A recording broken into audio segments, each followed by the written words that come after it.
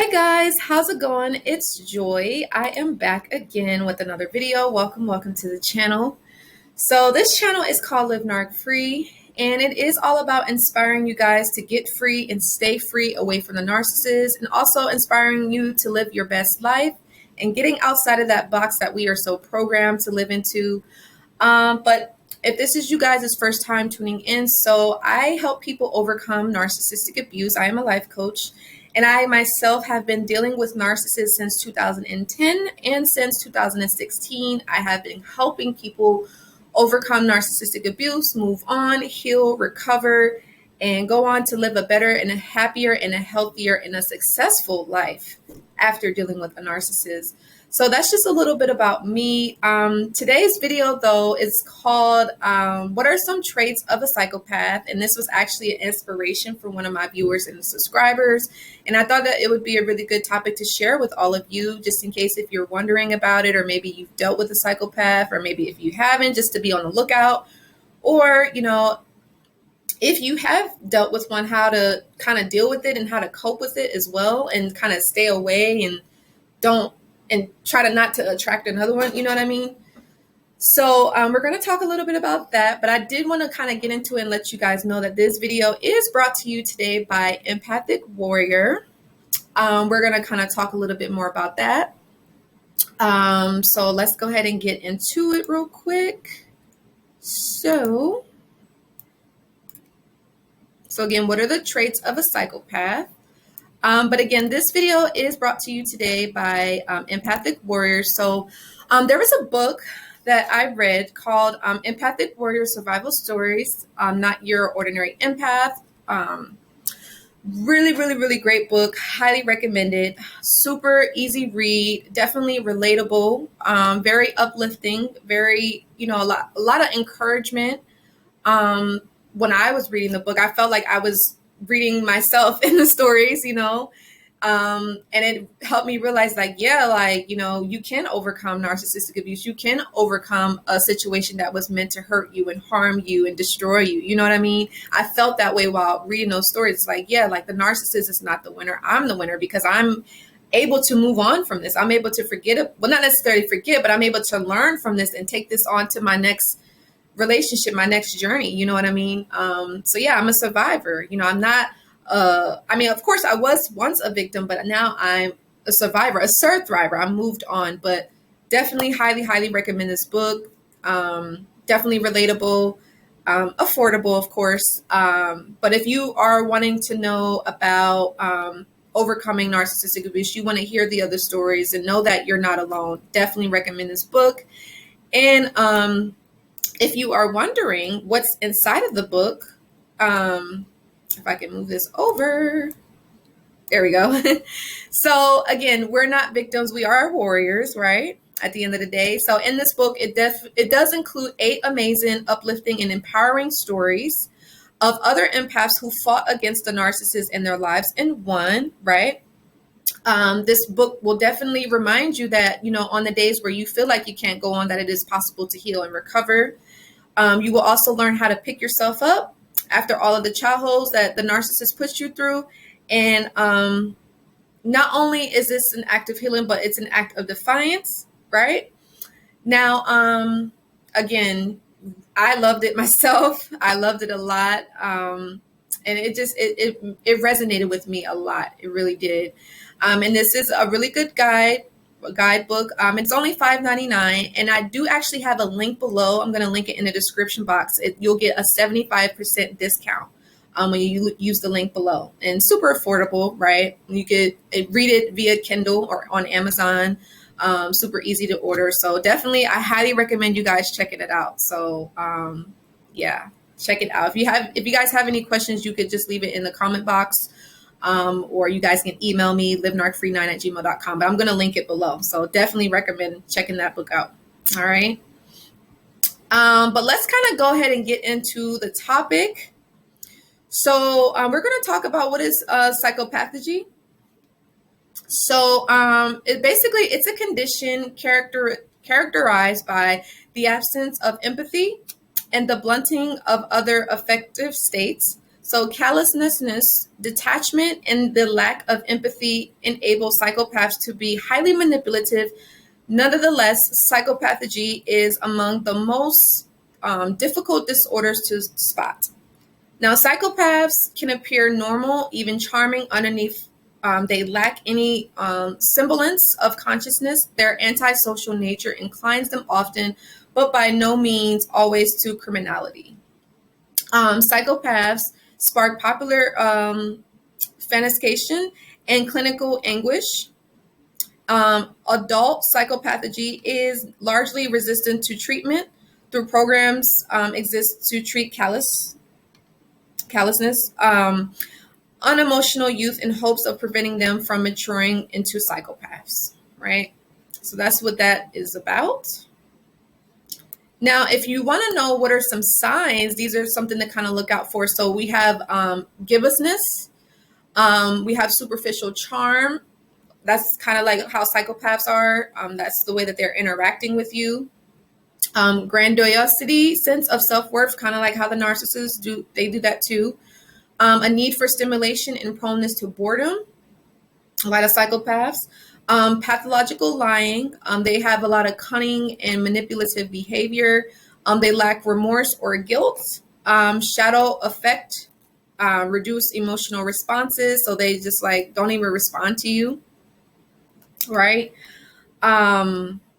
And then you have they're callous and they lack empathy and they have a parasitic lifestyle. So they're always like leeching onto you and wanting you for something and needing you for something. There's nothing wrong for wanting and needing stuff, but it's like to a certain extent where you're like leeching off of people all the time, you know, and you're not like giving back, you know what I mean? So that's the kind of lifestyle that a psychopath lives. Now, and again, some more signs is they have poor behavioral controls, very promiscuous sexual behavior. I'm just going to grab something to drink real quick. And if you guys want to take some notes, please feel free to do so.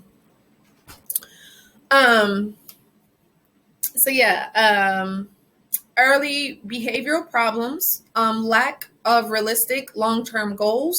They're very impulsive, very irresponsible. Failure to accept responsibility for one's own actions. A lot of narcissists are like this. So some of the traits that the psychopath has, a lot of the narcissists have that. But the thing is, narcissists, they're cowards. So they don't go to the certain measures and the certain extremes of psychopaths, right? We have the psychopaths, they have many short-term marital relationships. They have a lot of juvenile delinquencies. Revocation of conditional release, so like from prison, criminal versatility, and commits diverse types of crime. So, you know, like the ones that out here, and God forbid any of this happened to us, no, but like, you know, like the serial killers and the people that are out there that like they try to kill people in large numbers, those you might want to be careful around those kind of people. So and you know, be on the lookout for it as well. So some of you guys may want to know, what is the difference between a psychopath and a sociopath, right? So they would say sociopaths are hot-headed, but like they say, they often blame others and have excuses for their behavior, right? Some experts see psychopaths as hot-headed, right? They act without thinking how others will be affected. Now, me, myself, I would say, that the borderline that I dated was kind of hot-headed, just a little bit, not all the time, but there would be certain instances I don't know, I just felt like he was always angry and just wanted to take it out on someone, you know, to release that anger. So yeah, keep that in mind. But never dated a psychopath, thank God, and I never will. But psychopaths are more cold-hearted and calculating. They carefully plot their moves and they use aggression in a planned out way to get what they want. So yes, those are the differences between the two. So which is worse? Now, I wouldn't say like either one is not good, but some of you guys may want to know which is worse off, right? So psychopaths are usually deemed more dangerous than sociopaths because they show no remorse for their actions due to their lack of empathy. Both of these character types are portrayed in individuals who meet the criteria for antisocial personality disorder. right? Now, some of you guys may want to know, like, how do I know if I'm dating one? What are some signs that I could be on the lookout for? So some of the signs could be like this person could be like super charismatic, right? They could be pathological liars. The relationship moves maybe a little too fast or maybe extremely fast, right? Because they're after what to get what they want and by any means necessary. And you may feel uncomfortable. You may feel like, hey, like slow down, So just keep that in mind. They may bring you into a third party. So they may do some triangulations. Some narcissists triangulate. And I'm not saying narcissists are psychopaths. Some of them are, but not all of them. Excuse me. Yeah, and then they expect the best from you. You can't mess up. You have to be perfect, and if you are not perfect, they, mistreat you and put you down, and a lot of emotional, psychological abuse. They gaslight you to make you question your judgment. And they psychopaths don't love, so there's no emotional attachment there. You will kind of pick it up. They can fake it for only so much time. You know what I mean? And they trap you. They may try to get you stuck in a relationship with them. They may try to get you pregnant, or may try to like get married to you so that way you can't leave. Or and some may try to do like a partnership or a business or something. It just really depends like on how they're trying to trap you. You know what I mean? So yeah. So some of you guys may want to know what if you have to deal with a psychopath, then what should you do? So you definitely want to keep your emotions in check. You want to make sure that you're very logical when you're dealing with these people and not overreacting. No matter how frustrated or how upset you feel, you kind of have to practice that emotional strength, that emotional intelligence that we all have, right? And don't show that you're intimidated. Even if you may feel intimidated, try not to show it now. And again, psychopaths it could be like in relationships. It can be with family and friends. It could also be at work, The other thing is you don't want to buy into their stories. You want to turn the conversation back onto them, and you also want to opt for online communication whenever you can. So again, that's like reaching out for support or guidance, or, talking to other people that have dealt with these kind of people, or have had dealings with narcissists, that kind of thing.